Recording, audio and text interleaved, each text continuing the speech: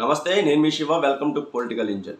కూటమి ప్రభుత్వం వచ్చి 6 నెలలు పూర్తవుతున్నా సరే ఇప్పటికీ కూడా వ్యవస్థలు గాడిలో పడలేదు అనేది ఈరోజు నేను పేపర్ చూసిన తర్వాత అయితే నాకు అర్థమైంది.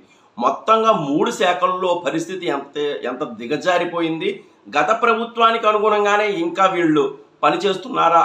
అసలు క్షేత్రస్థాయిలో ఏం జరుగుతుంది? అధికార యంత్రాంగంలో కానీ సిబ్బందిలో కానీ ఏం జరుగుతుంది?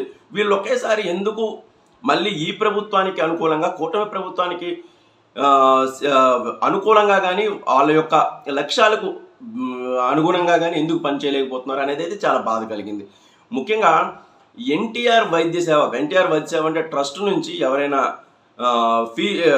వైద్య బిల్లులకు సంబంధించి రియంబర్స్ చేసుకోవాలంటే కూటమి ప్రభుత్వం రాగానే గతంలో అయితే వైఎస్ఆర్ ట్రస్ట్ అని ఉండేది, దానిని ఎన్టీఆర్ ట్రస్ట్గా మార్చారు. కానీ ఆ బిల్లుల విషయంలో కూడా ఇప్పటికి కూడా పాత ప్రభుత్వంలో ఉన్న అదే పేరుని అంటే వైఎస్ఆర్ ట్రస్ట్ పేరునే ఇంకా ఉపయోగిస్తున్నారు. ఇది ఎంత బ్లండర్ మిస్టేక్ అంటే అసలు ఎంత బ్లండర్ మిస్టేక్ అంటే అసలు అంత కళ్ళు మూసుకొని, అంటే ఒక ప్రభుత్వం మారి 6 నెలలు అయ్యి కొత్త విధి విధానాలు వచ్చి కొత్త పాలసీలు తీసుకొస్తున్న తరుణంలో కూడా పాత బిల్లుల్లోనే ఇంకా అంటే ఒక ప్రభుత్వం మార్చి ఒక గవర్నమెంట్ ఆర్డర్ జీవో ఇచ్చిన, అంటే జీవో అంటేనే అసలు ప్రభుత్వ ఆదేశం అని లెక్క, జీవో ఇచ్చిన దాన్ని పక్కన పెట్టి పాత ప్రభుత్వంలోని ట్రస్టుకు సంబంధించిన దాంతోనే బిల్లులు అవ్వడం అనేది బ్లండర్ మిస్టేక్. అందులోనూ 20 సూత్రాల కమిటీ చైర్మన్ లంకా దినకర్ గారికి అయితే ఇది జరిగింది. ఇక జైళ్ళ శాఖ విషయంలో అనిత గారు జైలు శాఖ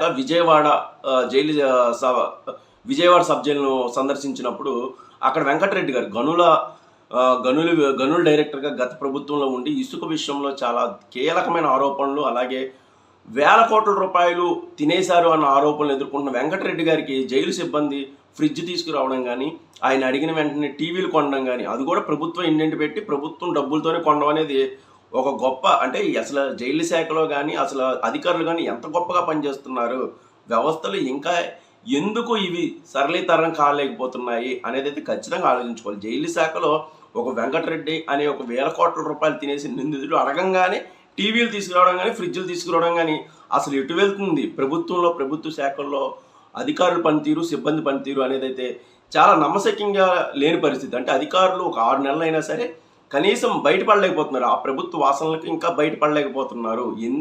ఈ దరిద్రం అనే యాంగిల్లో అయితే కనిపిస్తుంది. ఇక తిరుపతిలో విద్యుత్ శాఖలో జరిగిన భాగోత్వం, షిరిడి షాయి కంపెనీకి మళ్ళీ రీటెండర్లు పిలిచి వాళ్ళకి అనుకూలంగా రీటెండర్లు క్రియేట్ చేయడం అధికారులు.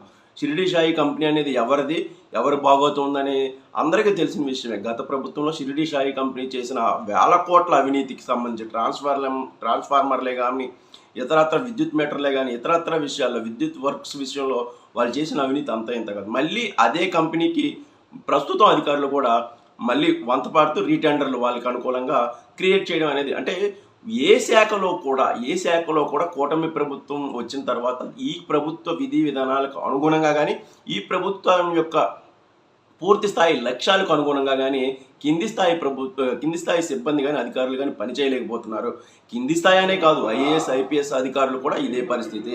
సో ఇది ఒక పెద్ద జాడ్యంలా తయారైంది. ఒక 6 నెలలు అయినా సరే ఇంకా అధికార యంత్రాంగం మారకపోవడం, వ్యవస్థలు మారకపోవడం, ఇది ఎవరి వైఫల్యం అనేది అయితే ఖచ్చితంగా చంద్రబాబు నాయుడు గారు కానీ, ఉప ముఖ్యమంత్రి పవన్ కళ్యాణ్ గారు కానీ ఆలోచించాలి. దీని మీద ఒక రివ్యూ చేయాలి. అసలు ఎందుకు మారలేకపోతున్నారు, మీలో ఉన్న సమస్య ఏంటి అనేది అయితే ఖచ్చితంగా రివ్యూ చేయాల్సిన అంశం.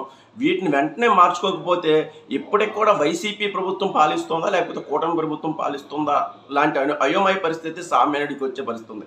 క్షేత్రస్థాయిలో కూడా ప్రజలకేమో అద్భుతమైన సేవలు అయితే అందడం లేదు. గత ప్రభుత్వంలో ఎలాంటి సేవలు అందినాయో, గత ప్రభుత్వంలో ఎలాంటి వ్యక్తులు ఉన్నారో అదే వ్యక్తులు ఉంటున్నారు. అదే వ్యక్తులు మళ్ళీ ప్రజలకు సేవ చేసే విషయం కానీ, ఇతరత్ర సేవల్లో కీలకమైన విభాగాల్లో ఉండడం కానీ వాళ్ళే ఉన్నారు. ఎక్కడ ఏమీ మారలేదు.